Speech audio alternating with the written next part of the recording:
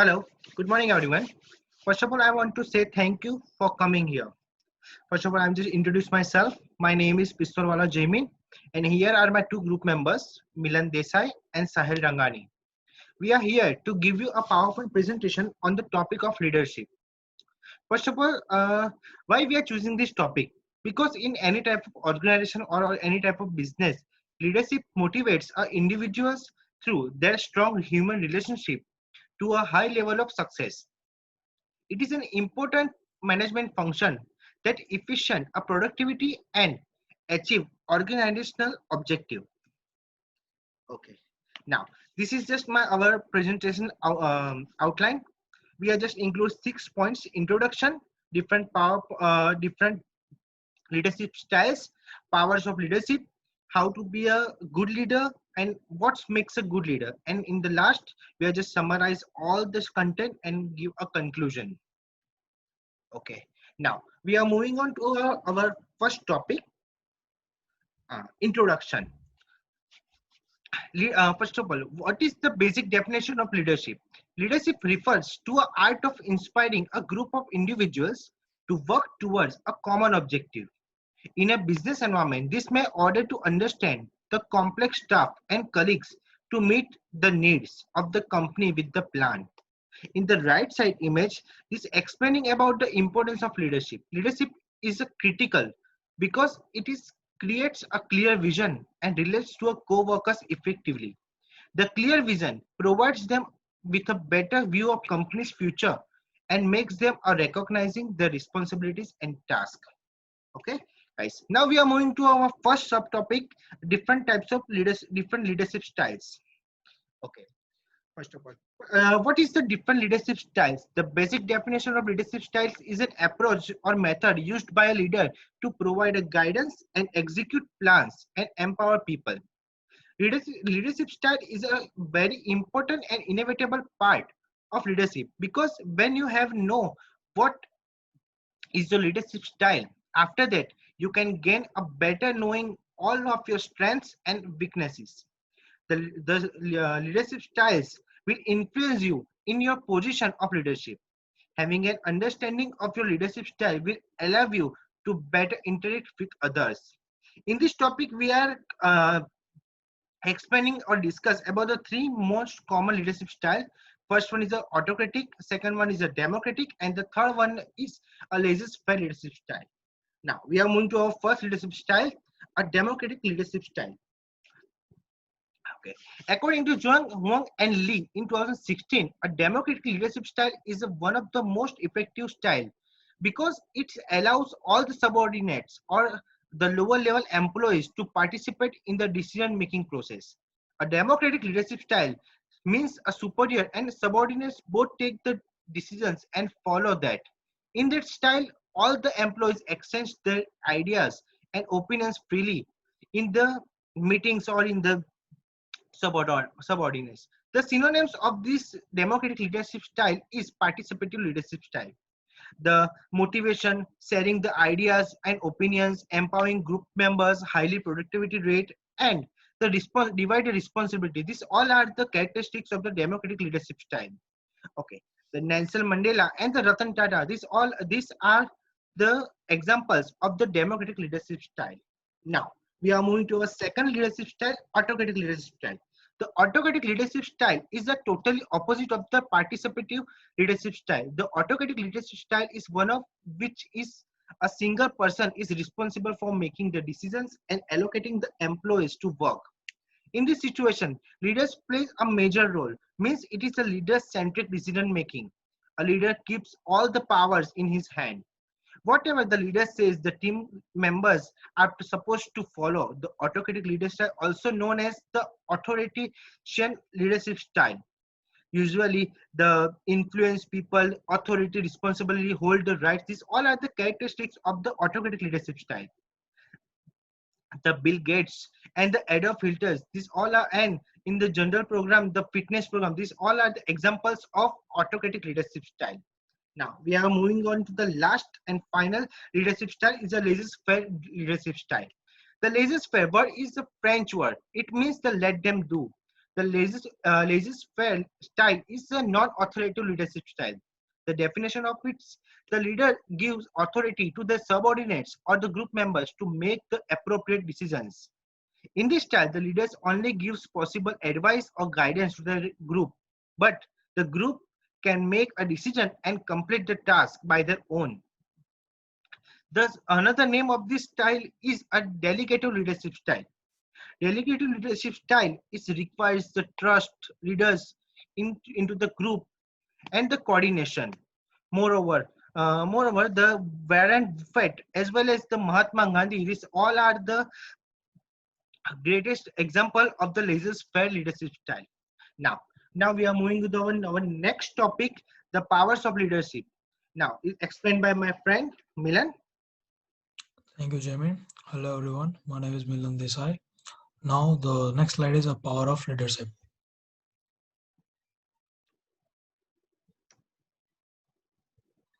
We may describe power as a leader's ability to manipulate the actions to others for achieve a goal. There can be no leadership without a basis of power. Two power bases can be defined. The first one is position and the second one is personal. So position authority is the power provided by the company to the leader.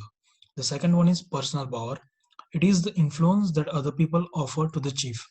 That includes the colleagues, superiors, and supervisor of the leaders. As per causes and positioner, leaders should consider using the right form of the power to achieve productivity and effectiveness. There are mainly five powers of leadership. The names of the power are provided in the image. Let us turn into the next power. It is a referent power. To describe a referent power, according to the causes and positioner, if a leader is respected, admired, imitated, and willingly adopted by others, we may assume that the leader has a power of reference. The leader of the reference is an entity that captivates his or her followers to build a bond based on empathy and sometimes idolatry. However, be mindful that a two-way street is a friendship between followers and referent leader, which is said by Shotung. Referent leader ought to show they deserve to be a role model. Their actions must be compatible with their predicted moral values. The example of the leading references are Mother Teresa and Mahatma Gandhi. Let's turn into the next slide, which is a legitimate power. It is said by Mustaq, Hamad, Anosh, and Iqbal that legitimate leadership power is the power of a leader exercised by implication owing to his role within an organization. Followers are affected by the leader's position and not by the leader. People occupying political offices such as presidents, prime minister have legal jurisdiction. Legitimate authority in every organization is necessary and natural. According to Satung, when a leader loses his title or role, he loses his proper authority directly. In the right hand side, you can show a diagram. Uh, in the diagram, the top level boss has authority over all the individuals below, the whole organization. Each of the representatives at the next level has power of three different people. In the end, poor and middle class of the company have no power and no control over others. Let us move into the next slide, which is expert power. Expert power is defined as the capacity to influence another about the course of action because of specialized information, experience, or skills. An individual can be granted the right to make decisions for others, as he is an authority on the subject in question.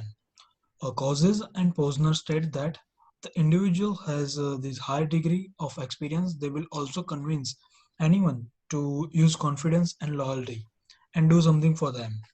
In leadership position, this experience and therefore these form of influence are highly respected. To create a foundation for progress, they also follow those who understand how leadership and vision work. For example, doctors and lawyers. Let us turn into the next slide, which is coercive power. Coercive power can be defined by Sotung as a leader's capacity to compel his or her follower to comply with an order by the handling of punishment. However, long-term dissatisfaction and non-cooperative behavior.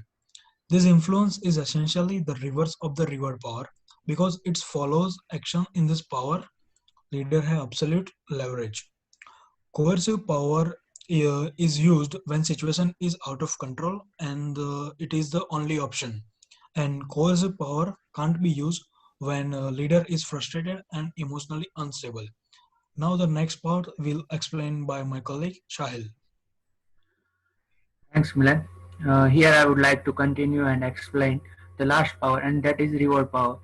Mustaq Ahmad Anos and Iqbal in 2014 said that reward power can reward other people in forms of raises and promotion. Suyong furthermore adds in 2019 that it would also enhance the productivity and efficiency of the work. The leader tries to motivate followers to improve their performance. For example, a good leader sets a basic reward system in an organization. Every employee earns different points based on their work, and by the earned point, employees can redeem the rewards. By this, leader can increase the production rate, and it also helps employees to engage with the work. Reward power enables the leader to recognize the services. So this is the all about reward power. Now moving on the next slide, the focus is on how to be a good leader. Uh, and till now, you guys know about powers and styles of leadership, but knowing only these things does not make someone a good leader. Uh, Joseph and all in 2015 stated that successful leader depends on personal influence and competition as much as they depend on the aspect of legitimate power. I would like to give you an example of the great leader Mahatma Gandhi. Mahatma Gandhi always applies the rules and regulation on themselves first, and after that he will give suggestions to others. You don't be a good leader by asking questions and advising. Although it's helpful, you become a good leader by setting an example and through transformation. A, transform, a transformational leader would be an effective leader. Leaders use uh, a leader use and instruct other people's talent through the overwhelming strength of their vision. One is an expertise when he would be always respected more by his team members no matter what. It is his knowledge that earns him respect and gives him power that his team follows him. Al Khaja reported that today's world leaders who are very well informed of internal and external factors were affecting their businesses. People respect their opinions. So moving on next slide. What makes an effective leader? In general, leaders should be generous to acknowledge and appreciate the work of others and thus make them feel happy and important. And effective show a higher degree of effort. They aspire for success. They have stronger motivation. They work with the greater intensity. A leader has deep passion for positions and duties in management because leader wants to work by themselves. This is how it's become a good leader. An effective leader must show a high degree of honesty and dignity. This is important for workers and other followers to encourage confidence and support, without which a leader is not likely to be a successful. An effective leader to be open to new perspectives and insight as well. They realize that imagination is also important, and they often prefer to accept opinions and feedback from others. In the right side, an image explains that about certain qualities that are expected in a good leader, and that are expecting based from employees: clear communication, support, encouragement, recognition, inspiration, integrity, clear goals, and by setting a good examples. So moving on the next slide. This is the slide of which some points are summarized. Leadership may well be some kind of art, special strategies, and abilities to still have to apply it.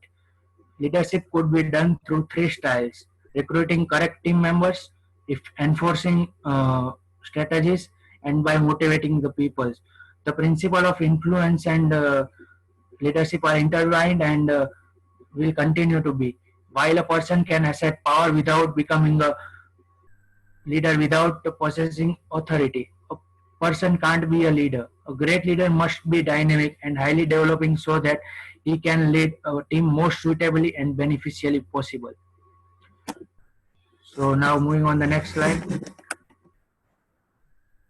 This slide is references that we have collected from the books. This is the data. You can have a look. So that's it from our side. Thank you for listening us. If you guys have any question, feel free to ask us. Thanks.